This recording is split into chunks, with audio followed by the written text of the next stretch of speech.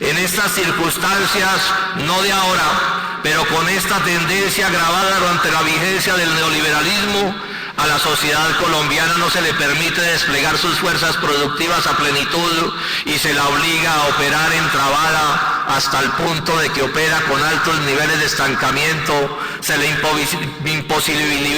imposibilita crear nuevas áreas económicas de importancia y hasta le destruyen sectores productivos enteros. Esta situación tiene como primera causa una razón política, que se traduce en que no ha habido ni hay un proyecto de desarrollo nacional en el que se responda a intereses individuales y de clase, por supuesto, pero que también se proponga desarrollar al conjunto de la nación, de manera que el bienestar no sea casi un milagro del que están excluidos porcentajes inmensos e inaceptables de los colombianos, a quienes ya ni siquiera se les reconoce como el mercado interno al que la industria y el agro del país pueden venderle sus productos. En la base de la descomunal corrupción que azota Colombia, sea que ésta emplee más o menos violencia y con la evidente tendencia a ser cada vez más violenta, está una economía que lo único que genera en abundancia es pobreza y miseria. Porque cada vez es más difícil encontrar nichos en los que puedan construirse empresas y negocios prósperos o en los que los existan o en los nichos en los que existan puedan desarrollarse de forma que además los trabajadores encuentren ocupación decente, y porque la clave de la corrupción reside en controlar el Estado, el poder económico por excelencia del que tantas maneras depende el éxito de los negocios. Está tan descuadernado este país que la estrategia principal para lograr el éxito consiste en separar la suerte personal de la suerte de la nación, de manera que a uno le vaya bien cuando al resto del país le vaya mal, lógica que en últimas explica por qué se aplauden las importaciones de bienes que podrían producirse en Colombia, que el país pierda gran parte del agro y casi toda la industria y se dedique a la minería, que se traspase a los extranjeros la propiedad de las principales empresas, que los ahorros nacionales no financien la producción sino la especulación y que la corrupción pulule. Y cada vez más la política sirve para eso, para llegar a la dirección del Estado, no a dirigir el país hacia el progreso, sino para eximirse a sí mismo y a unos cuantos amigotes del desastre nacional. El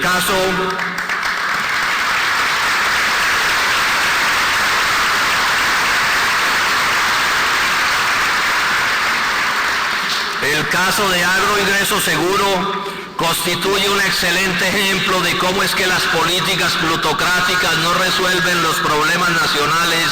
pero sí enriquecen a unos cuantos compadres del gobierno, mientras el país, en este caso el agro, se hunde. Las cifras son elocuentes. El sector agropecuario crece menos que el promedio de la economía. El 65% de los habitantes en las zonas rurales languidecen la pobreza. Pasan de 2 millones los desplazados en este gobierno. La concentración de la tierra rural es de las peores del mundo. El área cultivada y las exportaciones agrarias están estancadas, pero en cambio las importaciones aumentaron de 6 a 10 millones de toneladas entre 2002 y 2008. Y parecido puede decirse sobre los negocios de los hijos de Álvaro Uribe. Es natural además que estas relaciones económicas y sociales produzcan una política tan descompuesta como la que practica el uribismo, marcada para siempre con el hierro al rojo del parauribismo, la yidis política, la persecución a la Corte Suprema, las acechanzas criminales del DAS, los falsos positivos, el clientelismo y la corrupción.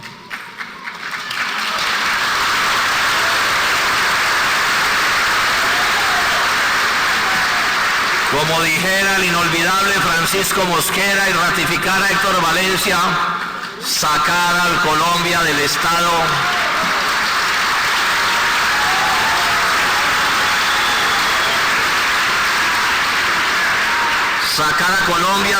de postración en que se encuentra exige organizar un gran proyecto de unidad nacional que cuente con el respaldo de los campesinos, los jornaleros y los obreros, los indígenas y las negritudes, las capas medias de todos los sectores, los intelectuales, estudiantes y artistas, las mujeres y los LGBTs, los miembros de todas las iglesias y el empresariado y los sectores democráticos de las Fuerzas Armadas, todos agrupados en torno a la defensa de la producción, el trabajo, la democracia y la soberanía, 4 palabras sobre las que vale la pena detenerse. Se trata de lograr un país que defienda y proteja la producción industrial y agropecuaria, urbana y rural, de los campesinos y los indígenas, de los artesanos y del empresariado, que defienda el trabajo y a los trabajadores en su acepción más amplia, es decir, el empleo decente, los derechos democráticos y el acceso del pueblo a la salud y la educación, que defienda la democracia pero la auténtica, que trata con darles garantías a todos para opinar y actuar, elegir y ser elegido, sin trampas ni cortapisas, para organizarse social y políticamente y para no ser discriminado por razones de género, raza, religión u orientación sexual, y para que el Estado actúe con estricto respeto a la Constitución, a la ley y a los derechos ciudadanos. Esta concepción democrática tiene que incluir el rechazo al empleo de las armas para tratar las diferencias entre los colombianos y el logro de una solución política del conflicto armado.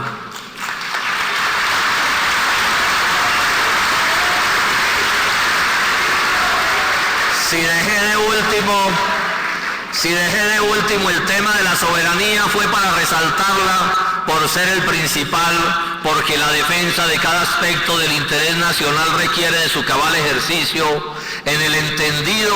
de que no estamos por una Colombia aislada del mundo y con una economía autárquica, sino por un país que se relacione de la manera más amplia, especialmente con la América Latina e incluso con Estados Unidos, pero a partir del respeto mutuo y el logro de intercambios de beneficio recíproco. En consecuencia, especial resistencia hay que ofrecerle a la instalación de 7 bases militares norteamericanas en sendas instalaciones militares colombianas que Uribe le regala al imperialismo.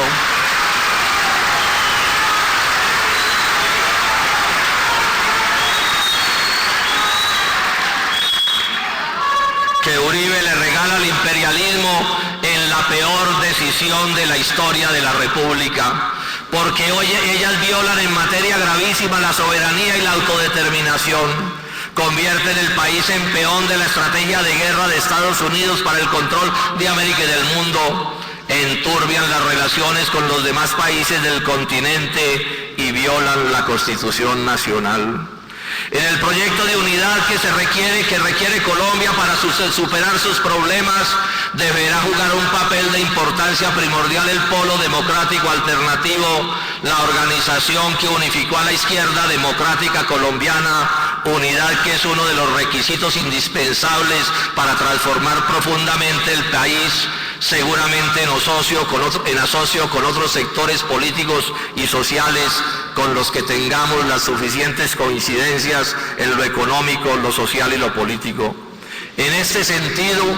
el lunes de esta semana, por unanimidad, en el Comité Ejecutivo del Polo, dimos un paso complementario a la decisión de la consulta que seleccionó a Gustavo Petro como el candidato presidencial como el candidato del Polo para las elecciones presidenciales de mayo del año entrante.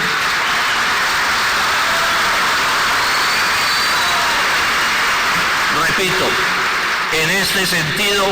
el lunes de esta semana, por unanimidad, en el Comité Ejecutivo del Polo, dimos un paso complementario a la decisión de la consulta que seleccionó al senador Gustavo Petro como el candidato del Polo para las elecciones presidenciales de mayo del año entrante, decisión que fue reconocida por Carlos Gaviria y la dirección de su campaña en la misma noche del 27 de septiembre pasado.